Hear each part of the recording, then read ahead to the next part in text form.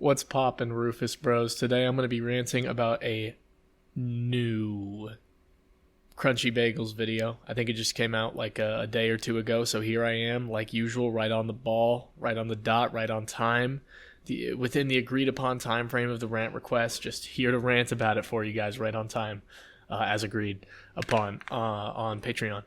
So this is a pretty good old little Crunchy Bagels video. I will say, I wish I was able to, like, I know one of the things that was supposedly controversial about it, not really controversial, but I peered through some of the comments mostly because they were sort of funny, and a few people did mention that the video got a bit too introspective for their taste towards the end. Honestly, I mean, I've got comments on that on like my Miku video and stuff like that. It wasn't that many. It was like 5% of the comments share or something, not even probably. So, I mean, it's one of those things where it's like some people seem to believe that, but at the end of the day, it's all about walking that line between like what's artistically valuable to you and then what's like materially beneficial for you to include in the script in terms of gaming the algorithm and making your art more marketable. Like, that's always a tightrope you want to walk.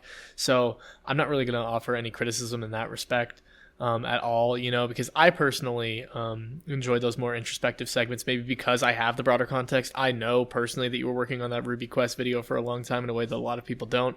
I know all of the doubts and trepidations. I know all the anxieties you have in your head about your content and all that, which is interesting. That's why earlier today I actually talked to the Bagel about the video, and I was asking him if that character represented Neon, and it didn't. Neon's a friend of ours, another YouTuber, and it didn't represents the old content style, but I feel like Neon also just that's what Neon is always going to bat for, because like when I hear that character talk, for one thing, I'm hearing Crunchy talk. The one criticism I have of that segment, and maybe this is by design, but it just made it read a little bit less coherently to me. Sorry, my cat just jumped up on my lap. Is that you didn't get somebody else or like a voice changer or like a vastly different voice or something to play the role of the audience or to play the role of that specific audience member. I also don't appreciate being lumped in with all the losers and with all the losers in your audience just because I rejected you in my part of the video. By the way, that was the best part of the video, was that boot.dev advertisement, of course, unbiasedly. But yeah, I feel like it would have flowed a little bit better if you got somebody else to record those lines so it didn't sound so much like you're just talking to yourself and going on a schizo ramble. I feel like that maybe didn't help that impression of the video sort of taking a break from itself to do that, and I feel like that would have helped it be a little bit more coherent on the whole. Overall, exactly what vibe you were going to is ultimately up to you, and I appreciated the actual content of the messaging, so it's not really a big deal to me, but I did feel that I should mention that. I feel like one of the nice things about your videos is they are gradually getting more consistently funny. They're getting chuckles out of me. I know that's something that you've focused on trying to hone, and I think you've been able to do it to relative success, because this one got quite a few chuckles out of me, more than most of your other videos per minute, I think, to date, and I was really impressed by that. There were some really clever little bits. I started reading a book the other day. I'm kind of a writer now, guys. So Crunchy had a bit where he was like, oh, the lion's share of this archive website is dedicated towards the 2000s or something. And so this means the lion does not concern himself with adequately covering the 2010s. I'm not doing it justice, but it was a good bit. It got me to chuckle. It was clever. It was cheeky. It wasn't overly emphasized. The editing complemented the punchline of like the little lion fade in. I was like, oh, all right, that's a fire bit that was just right in the flow. It's like information, useful stuff, punch in. That's like the best comedy to me, when it doesn't force you to take a break. It doesn't have to break up the tempo. Sometimes like really dedicated jokes and real hard hitters can benefit from like breaking up and subverting that tempo, but I really think a video is good when it's able to seamlessly work comedy in and then move on so fast to where like you almost miss the punchline And then, you go back and it's really funny when it goes over your head for a second and then you just catch it. It's very engaging and it's able to keep the viewer on their toes best, which is why, like, sometimes I'm guilty of it. You're guilty of it. We're all guilty of it. I think there were a few instances in this video. Sometimes we all do the, like, self-deprecating, like, line in our YouTube videos where we're like, we make a statement and then we have a little line self-deprecating about that statement or something. I think there was one of those in this video that, like, technically kind of bothered me a little bit, but at the end of the day, man, we all fall to it. It's not the biggest deal in the world. I thought this video was really, really good in terms of its comedy. Obviously, that sponsorship bit, I like the lead into the sponsorship. I liked, obviously, you leaning into the whole rustic homegrown aesthetic with the popsicle sticks and of course the Amazing Digital Circus. I caught the thematic relevance of the Amazing Digital Circus main theme being the primary score for those pseudo live action segments. Bagel, I'm on your wavelength, bro. I get you. I understand the I'm not even gonna get into it because I understand it so well. I get it. I understand it completely. But yeah, I appreciated that. I appreciate a lot of the writing in this video. And, for what it's worth, it's a collection of interesting stories. Of course, all looped together by the meta-narrative of the video and Crunchy's introspection and troubles with feeling like he's going too mainstream and being too appealing to the algorithm. And looking at the view count, I don't think you have to worry about that one, Crunchy. But no, I'm messing with you, obviously. I can't even get 1,000 views. I jest. But the stories are pretty interesting. The first one is the tentacle one, which sort of serves to illustrate the limitations of searching for 4chan. And that's one of or searching for 4chan history, which is sort of one of the main through lines of this video, because of course it's like, you have a tremendous amount of journalistic integrity and you write with that in mind. You do have, like, quite the perfectionist fucking crazy OCD personality to where you want everything to be perfect. And sometimes it does, I think, have you include some stuff in the script that won't necessarily be applicable to the average person at all. Like, there was another time where I think you broke up the pacing. I think I took a little note of my notes app. Like, when you were like, I don't know what they said. Look, it's dramatic storytelling. I feel like that works. It's one of those things where it's just a stylistic choice. But I know when you asked me to talk about one of your videos, you want, like, some points of constructive criticism or something. So this is just, like, some nitpicky stuff.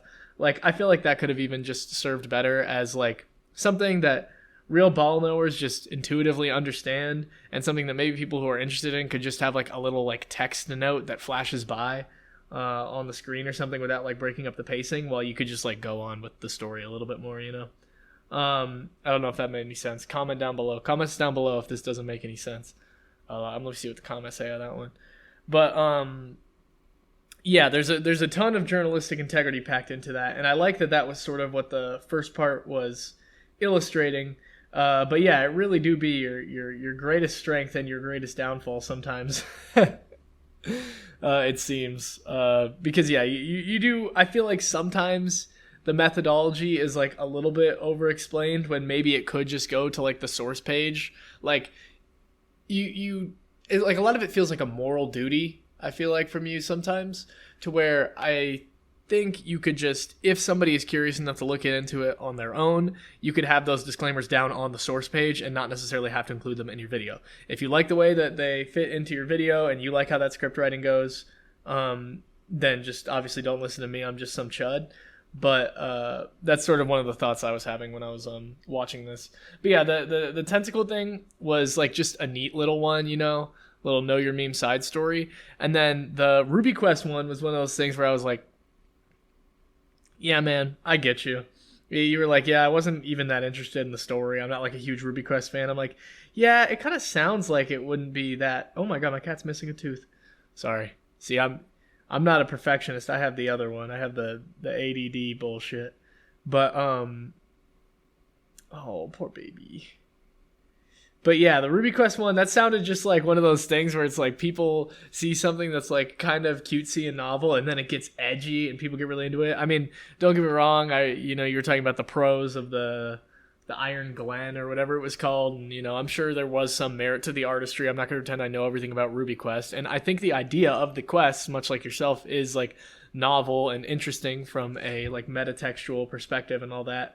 But I kind of got the impression that Ruby Quest is one of those things that people get overly captivated by just because it's a little edgy. Like, I feel like it might have not been the most rivetingly constructed story of all time, to be honest. I mean, I know that would sort of be impossible given its structure, but it kind of sounded like that. And then the one that stuck out to me most was the Shoe on Head thing. For one thing, totally makes sense that Shoe on Head's fucking name, like the YouTuber Shoe on Head's name, is just a reference to belittling S workers and all. Oh my god, I just did a weasel word in a freaking second channel rant. I need to go to hell.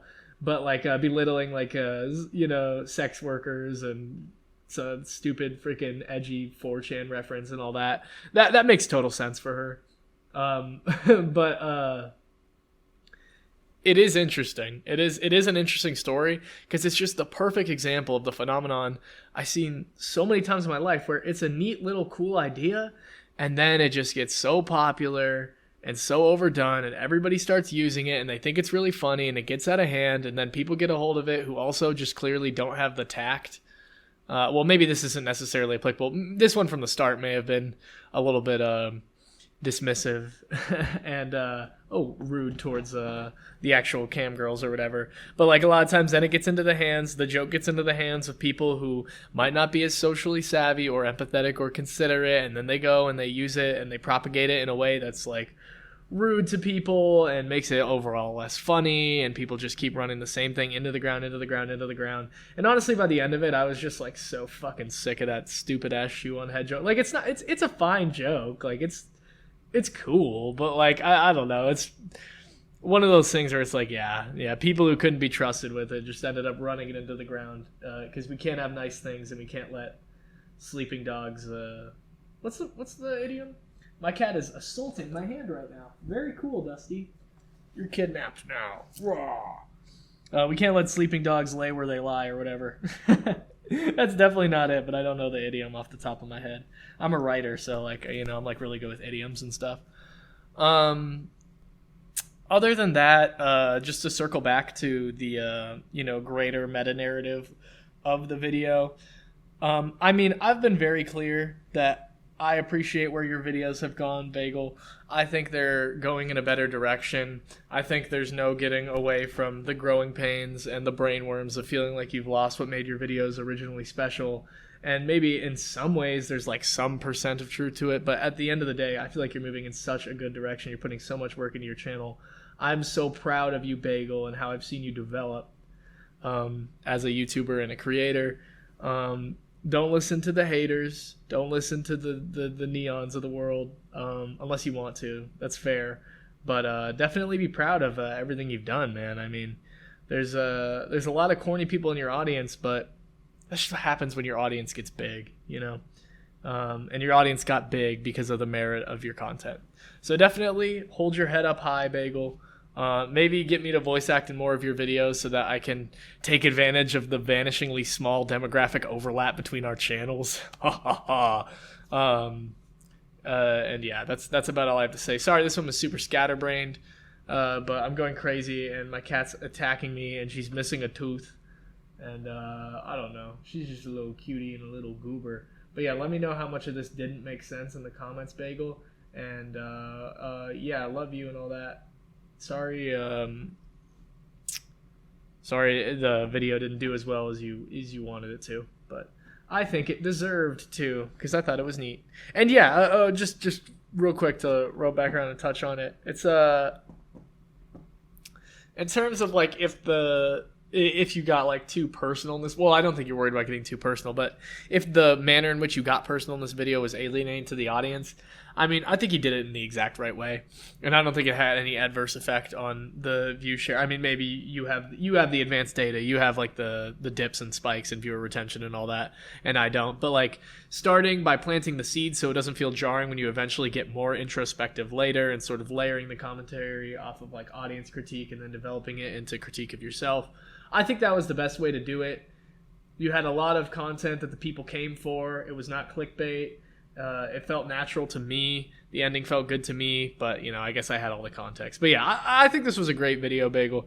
Definitely don't worry about any of the hate. I'm not exactly sure how you ended up feeling about it as time moved on, because I kind of lied at the beginning of this video. It's not as new as I wish it was, considering when I'm ranting about it. But yeah, this was a really good video, Bagel. But I try to offer some constructive criticism, and yeah, that's about everything I have to say.